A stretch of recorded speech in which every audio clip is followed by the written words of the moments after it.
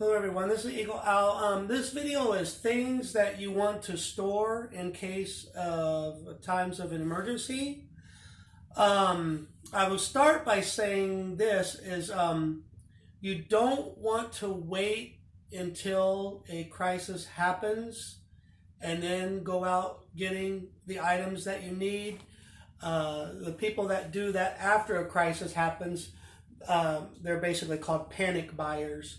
They don't have time to really analyze their situation, and they don't always make the best decisions on things to buy, and they get stuff that's really, they lean heavy on stuff that they may not necessarily need and overlook a lot of stuff that they do need. So you don't want to panic buy. When you wait till after an emergency happens, here's some of the problems you face. One, really long lines. Next thing is prices that jump up drastically. And then the other obvious thing is running out of the things that you need. And then one of the worst things is a potential danger when you go out. Everyone's stressed, everyone's worried, people start to get, the worst side of them comes out, and you get what's basically like a mob mentality, and you could get hurt or killed. So just to start out from the beginning, do not wait until after a crisis to get the things you need. Now, when I talk about the things you need, I want to give different options, and I want to talk mainly like a beginner level on it, like more intermediate, and then more advanced, like being really thorough. And where you decide to go on that beginner, intermediate, or level, or advanced is often based on like your financial ability, and it's often based on your particular needs, based on who you are and where you live and your specific conditions. So here's some of the things that you want to have for an emergency. Okay, one, food. A pretty good supply of food that does not need refrigerated. Food that has a long shelf storage time, like a couple years or more. You could debate how much length of a time of food to have. The CDC gives you bad information. They say like 72 hours. That's not even near enough to begin. You have at least, beginner level would be have a few weeks worth extra. Intermediate would be, have a month. And advanced would be like a few months to a whole year worth of food. But food that does not need refrigerated. You don't want to lose everything you have because all of a sudden you don't have power to your refrigerator and it can only store so much food. So food is an obvious one. Water. One thing that can happen during a crisis is the water can suddenly become bad from your tap and infected with something. And so it's just a good idea to have bottled water. And then another thing is a backup form of light. If you lose power to your house for whatever reason, not just your house, but when you're moving around, you want to be able to see what you're doing. So backup light. You want a handheld backup light, like a flashlight, something you can carry compact with you. And then you want something larger that can like light up an entire room. If you don't have power to your home, something as simple as a storm happens and there's no power on your neighborhood for a few days. You want a light big enough to maybe light up a whole room conveniently, and don't just get one, get at least two. So you can have people in your household, in two different rooms, being able to do stuff at the same time. So that's lighting. Another is food, water, lighting, heat. You need backup heat source. And when it comes to things like heat and like, you don't want to just go with one type.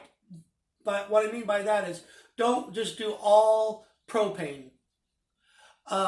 If suddenly you go through that propane and there's no place to buy more, then you have no more heat. So do like 2 different types of heating source, like propane and solar. Not solar, but propane, and you get the message. Backup lighting can be a solar powered, like a solar powered generator or power pack, and then you can go solar, and then you can go like another form like batteries or whatever, but you want 2 separate sources.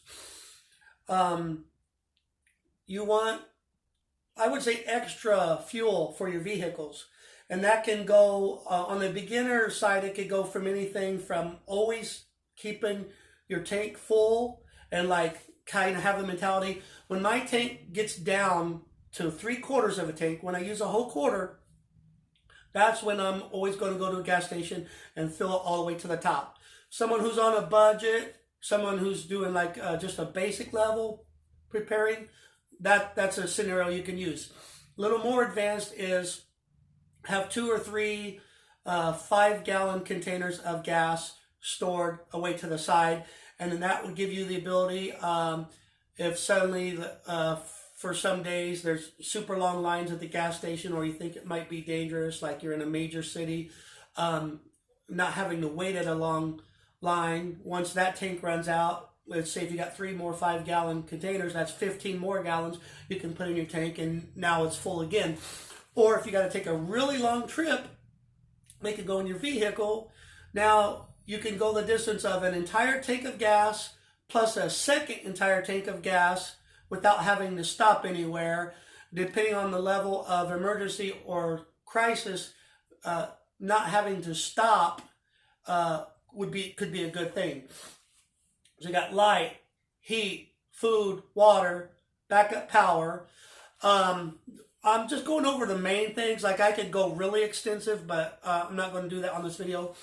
Another thing is, okay, so here's a side that not everyone agrees with, because some people are opposed to firearms, but having all the necessities in the world will do you no good if a crisis is so dangerous that people decide to come and try to do you harm and take your stuff from you. You can have everything in the world, but if 2 or 3 bad people come up and take it from you, then you have nothing. So the one thing that secures all the other things that you have is the ability to keep yourself and your family safe and to protect all those items, which is firearms. If you don't have firearms, can't afford firearms, or don't believe in them, then find another alternative. Keep everyone in the family a can of mace if you're opposed to firearms, or baseball bats, or there's different options. But if you're really opposed to firearms, then find another option. But for those of you who aren't opposed to firearms, I would say, you know, you obviously need ammo. I would not just have a gun and then buy 1 box of ammo and say, okay, now I've got a gun, now I got an ammo. That's a beginner level, and that's better than not having anything, because a box of ammo, most boxes are 50 count boxes unless it's premium specialty rounds, and then they only come in like 20. But I'm kind of sick, so I'm getting over it. A firearm and 1 box of ammo, that's a beginner level. I'm sorry, excuse me, I'm kind of sick. Intermediate level is having a few firearms, and for every firearm you have, having a few boxes of ammo. And then advanced level is having hundreds and hundreds of rounds for every firearm you own, and then having a number of different types of firearms that are specialty for different types of needs, which that's what I would recommend. And here's the thing too. There's a thing called bartering. For anyone who doesn't know what that word means, bartering is trading this item for that item, as opposed to just paying cash for everything you want. Keep storing supplies for the purpose of bartering in a time of crisis is an excellent idea. I'm going to explain some of the reasons why. One is If for some reason your money is worthless, then it ain't going to do you any good, except for maybe heating your fireplace. Another thing is, if the important items that you need they don't have them in supply because everyone else wants them too, it doesn't matter how much money you got if you go to the stores and they don't have the item that you need. So what you do is you think of items that most people really want or really need to have, and each paycheck, every so often, you buy a couple more of those, you save them, and you stock up on them. And now if there's a time of emergency, you might have some things that a person really wants, and in return for it, you barter back and forth, and you come up with an agreement, and then you can get something that if they have something that you want, and so you could trade, and then you both come out a winner. Ammo is a great bartering tool. So however much ammo you think you need, buy more. And believe me, when there's like a time of crisis, if someone is out of ammo or never have any in the first place, they would trade dearly for one whole box of ammo. Like if you have no ammo whatsoever, and if you feel times are dangerous, I could probably trade you one box of 50 rounds of ammo for all kinds of goodies. I'll be like, I want 3 cases of water, and I want that bundle of batteries, and I want 2 more items. People would trade dearly for ammo, so that's a major thing. Another item to stock up extra amounts of for bartering is food, obviously. And then there's other things like cigarettes. Even if you don't smoke, people who are addicted to smoking would gladly trade you something you want of theirs that they got extra and that they can live without for some cigarettes. So that's an excellent bartering item. Another one is actually alcohol. You would be shocked how great of a bartering item alcohol is, because if times are stressful, people want that thing to calm their mind, that thing to kind of, give them comfort, and they would trade something heavily amounts of item for alcohol. So stock up items that are good for bartering, and depending on where you live or who your friends are, the type of items that you would stock up for bartering could vary from person to person. Those are some of the main things, and I could make a video last forever and go into like a massive list, but right now I'm going with the most obvious things to keep. Maybe later I'll make a video and go into like a more detailed list, but this is Eagle Owl. Thanks for watching.